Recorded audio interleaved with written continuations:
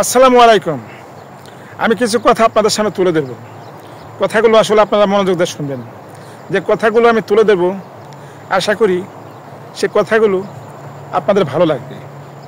যদি বিবেকবান হন তা সত্যি ভালো লাগবে। আমি আজ দেখতে পাচ্ছি কি, আমরা যে কারণ আন্দোলন করলাম সবাই মিলে শেখ হাসিনার বিরুদ্ধে, কিসের জন্য? সবার সমান অধিকারের জন্য।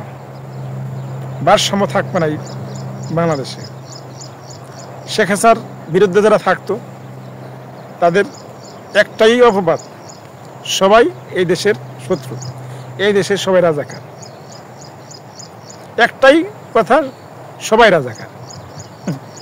শেখ হাসিনা বিদায় নিয়েছে, যেভাবেই হোক আমরা ভারসাম্য রক্ষা করার জন্য আমরা যে মুখের ফুলঝুরি জড়াইছি সেগুলো কি বাস্তবায়ন এখন হয়েছে? নাই। আমরা কি দেখতে পাচ্ছি?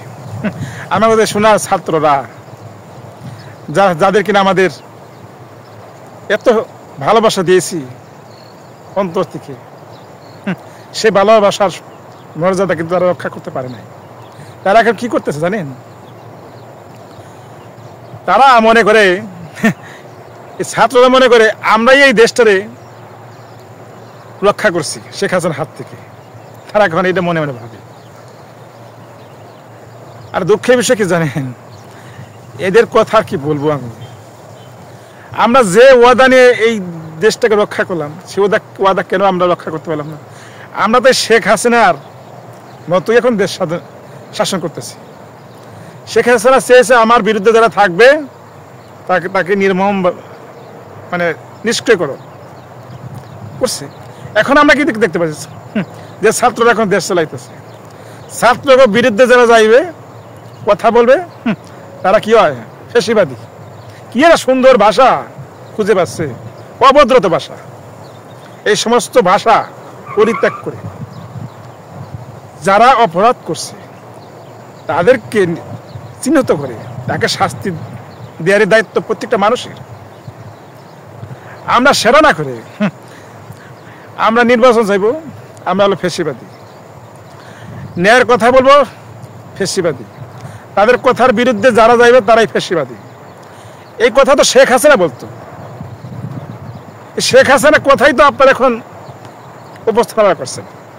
শেখ হাসিনার মধ্যে আপনাদের মধ্যে পার্থক্য কোনটা? আমি তো খুঁজে পাই না। আপনারা খুঁজে পান কিনা জনগণ আপনারা বলে দিবেন। এই দেশের মানুষ কখনো নিজের স্বার্থ ছাড়া অন্য কিছুই বোঝে না। সবচেয়ে নিজের স্বার্থটাকে দেখবো, আর নিজের স্বার্থের জন্য সমস্ত মানুষকে বলে দিতেও দ্বিধাবোধ করবে না। হোক সে সৎ মানুষ, হোক সে আল্লাহর ফেরেশতা, সে হোক আল্লাহর ওলি, তাদের দেখার বিষয় নয়। তাদের দেখার বিষয় আমি ক্ষমতা আছি কিনা, আর টিকে থাকবো কিনা, আর টিকে রাখতে পারবো কিনা, তাদের চিন্তা ভাবনা ঠিক। তাই বলবো, আগে নিজে ভালো হন, নিজের মনটাকে পরিষ্কার করুন, তাহলেই দেশটাকে সোনার বাংলা করে তোলা সম্ভব। আর আপনারা যা শুরু করছেন, সোনার বাংলা হবে আগে পাশে, সোনার বাংলা জন্ম নেবে। কথাটা মনে রাখবেন। মন মানুষের পাল্টান, ভালো মানুষকে সম্মান দিতে জানেন। নিজের বিরুদ্ধে বাইরে গেলে তাকে অসম্মানী করে কথা বলবেন। এই সমস্ত মন মানুষ থেকে দূরে থাকেন, তাহলে ঠিকই একদিন সোনার বাংলা হবে। ভালো থাকবেন। কথায় যদি ভুল ছিটে থাকে